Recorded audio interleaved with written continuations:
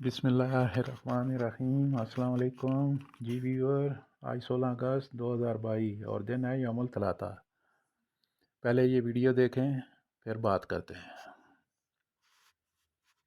هذا العام هو أنها ستكون الغسل أو غسيل الكعبة المشرفة مرة واحدة، حدد لها 15 من شهر المحرم، والذي يوافق هذا اليوم الاثنين.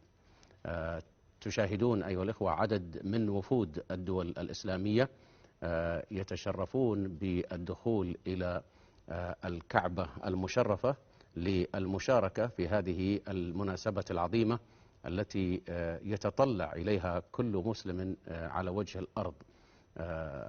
أعداد كبيرة وممثلو عدد من الدول الإسلامية والمسلمين من كافة أنحاء العالم يشاركون هذه السنة في هذه المناسبة، ويتشرفون بالدخول إلى داخل الكعبة المشرفة قبل عمليات الغسل التي تتم وفق السنة النبوية المشرفة.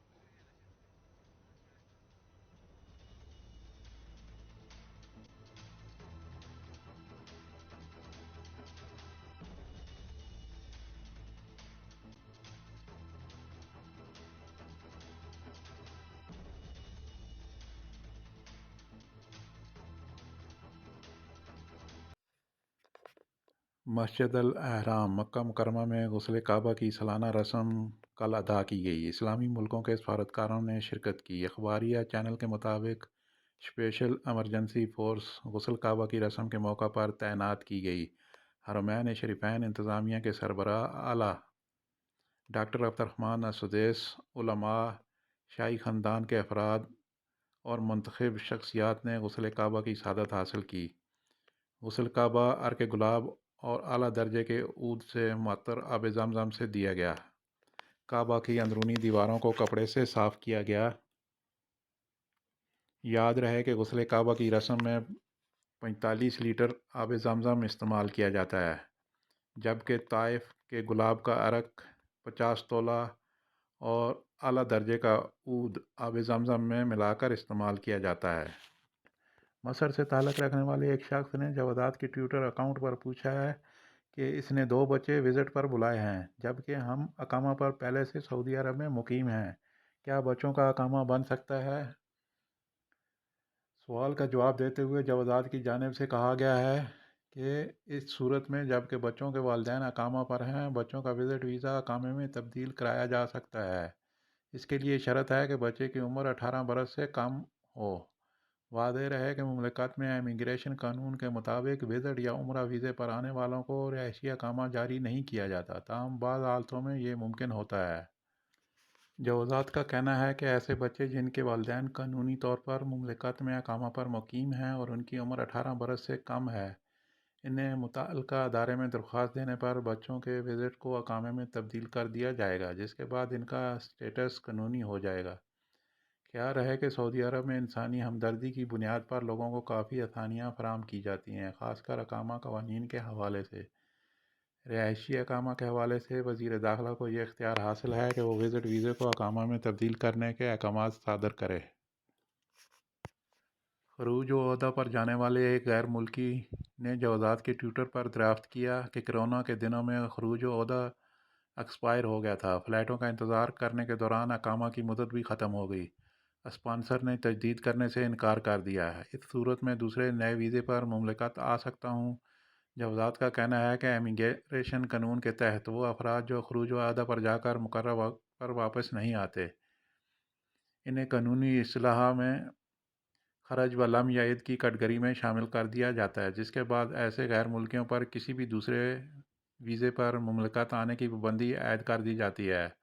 ایسے افراد 3 برس تک کسی بھی ویزے پر مملکت نہیں آ سکتے، البتہ پابندی والی مدت یعنی 3 برس کے دوران صرف اپنے سابق کفیل کی جانب سے جاری کیے جانے والے نئے ورک ویزے پر ہی مملکت آ سکتے ہیں۔ خادمین حرمین شریفین شاہ سلمان بن عبدالعزیز اور ولی عہد شہزادہ محمد بن سلمان نے پاکستان کی یوم آزادی کے دن پر مبارکباد پیش کرتے ہوئے کہا ہے کہ ہم آپ کو پاکستانی حکومت اور عوام کو جشن آزادی پر دل کی گہرائیوں سے مبارکباد پیش کرتے ہیں اور پاکستان کی ترقی اور امن و استحکام کی امید رکھتے ہیں۔ بعد ازاں شہباز شریف نے شہزادہ محمد بن سلمان سے ٹیلی فونک رابطہ کرکے دونوں ملکوں کے برادرانہ تعلقات پر شکریہ ادا کیا۔ جیزان ریجن میں 2 غیر ملکی سیلابی پانی میں ڈوب کر ہلاک ہو گئے ہیں۔ مرنے والوں کے ایک تعلق دار نے بتایا ہے کہ اس کا عزیز سیلابی پانی میں نہانے کے لیے گیا لیکن باہر نہیں نکل سکا، جبکہ دوسرے نے اس کو بچانے کی کوشش کی اور وہ خود بھی جان کی بازی ہار گیا۔ دفاع مدنی نے دونوں کی لاشیں نکال کر ان کے رشتہ داروں کے حوالے کر دی ہیں۔ دونوں ڈوبنے والوں کا تعلق یمن سے تھا۔ محکمہ شہری دفاع نے جیزان ریجن کے رہنے والوں کو تاکید کی ہے کہ وہ تمام احتیاطی تدابیر کی پابندی کریں اور موسلا دھار بارش کی صورت میں گھروں سے باہر نہ نکلیں، خاص کر ایسے مقامات کے قریب بھی نہ جائیں جہاں پانی بھرا ہوا ہو۔ وادیوں میں جانے کا خطرہ مول نہ لیا جائے اور ایسے راستے عبور کرنے کی جسارت نہ کی جائے جہاں سے سیلابی پانی کا ریلا گزر رہا ہو۔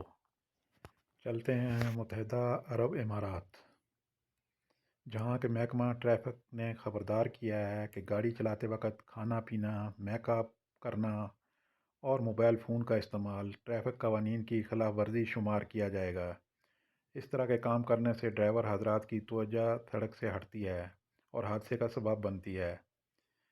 اسی وجہ سے ڈرائیونگ کے دوران کھانا پینا، میک اپ، سگریٹ پینا اور موبائل فون کا استعمال کرنے پر 800 درہم جرمانہ ہوگا۔ چلتے ہیں اپنی اگلی خبر کی جانب، جو کہ مصر سے ہے۔ مصر کے ام بابا محلے میں ایک چرچ میں آگ لگنے کی وجہ سے 41 لوگوں کی موت اور 55 کے قریب زخمی ہو گئے ہیں۔ زخمیوں کو قریبی ہسپتالوں میں منتقل کر دیا گیا ہے۔ جائے وقوع پر 15 گاڑیاں آگ بجھانے کے لیے پہنچ گئی تھیں، لیکن آگ پر قابو پاتے پاتے 41 افراد اپنی جانوں سے جا چکے تھے۔ مرنے والوں میں چرچ کا پادری بھی شامل ہے۔ ابتدائی طور پر خیال کیا جا رہا ہے کہ آگ بجلی کے شارٹ سرکٹ کی وجہ سے لگی ہے۔ خادمین حرمین شریفین شاہ سلمان بن عبدالعزیز اور ولی عہد شہزادہ محمد بن سلمان نے مصر میں گرجا گھر کی آتشزدگی میں ہلاکتوں پر تعزیت کا اظہار کیا ہے اور کہا ہے کہ دکھ کی اس گھڑی میں ہم مصر کے ساتھ ہیں۔